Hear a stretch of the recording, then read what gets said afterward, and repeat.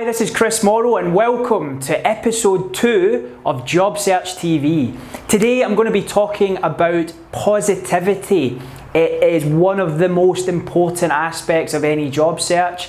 You need to keep yourself upbeat and positive for lots of reasons, but one of the biggest reasons, in my opinion, is that positivity rubs off on other people.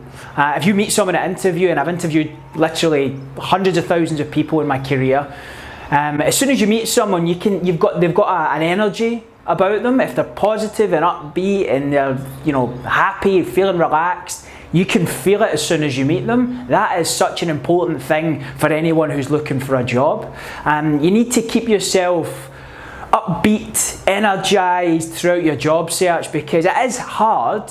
I'm not saying that it's not hard. I 100% I'm on board with that. Look, I've been in job search, previously where I've had to interview 10 different companies before I actually received the offer.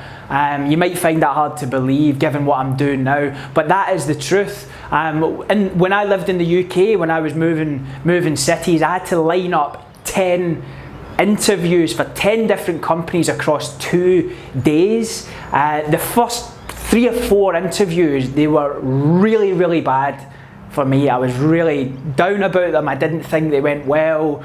And it was starting to affect the subsequent interviews. It was starting to affect the energy that I was putting into the job search. And I had to give myself a bit of a slap out of it. So no one can teach you how to be self-motivated. I don't believe it's something that has to come from within. But that positivity is just so crucial because as soon as someone meets you, like I said, that energy, that vibe, you can feel it straight away. As well, when things are getting difficult for you in the job search, and it's only, you hear stories about people just being lucky. They apply for one job, they got one interview, they got one offer. Great, good for them. That's not real life in this job market, and in this day and age. Unfortunately, you have to work hard. You have to put in the legwork if you're hoping to find a new job, and things are not going to go your way. You're not going to get you're not going to get every role that you apply for. Things aren't just going to fall in your lap. You're going to go for roles. People are not going to think you're right. Your face might not fit. It's ultimately you have to. It's a numbers game. You have to obviously apply with quality and proactivity and access that hidden jobs market, like I was mentioning in episode 1. But it's that ability to keep yourself motivated and happy and prepared to do the work, and not being scared of rejection. Ultimately, you've not just got one chance to get a job, or if you don't get the job, that's it. You're going to be, I'm going to be unemployed for 6 months. You can't think like that. It's just a job. There's lots and lots of opportunities out there. You obviously need to know how to grab them, but it's that sort of inner positivity and mentality that you have to get into, that mindset that if you receive a rejection, that's their issue. They've lost out. No worries.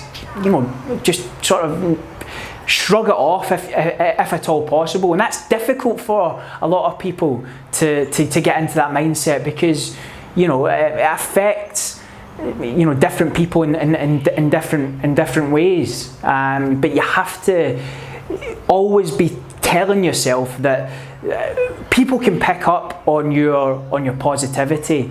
And ultimately, if you let yourself get down, it'll affect the energy that you put into to your job search. It'll affect the effort that you're putting in to everything as a whole, and you're not going to get the results that you would have hoped for. So keep that front of mind that it takes a lot of energy. It might take a lot of time.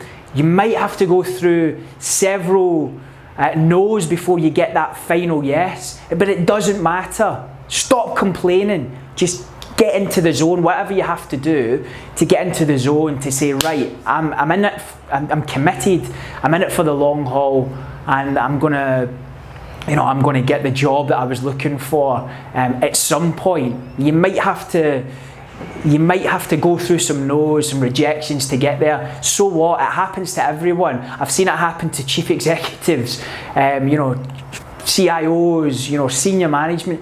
It doesn't matter. It happens to everyone. You're not going to be perfect for every role, unfortunately. There's so many variables in there. So try and keep yourself as upbeat as possible, and remember that it's not easy, but have confidence in yourself.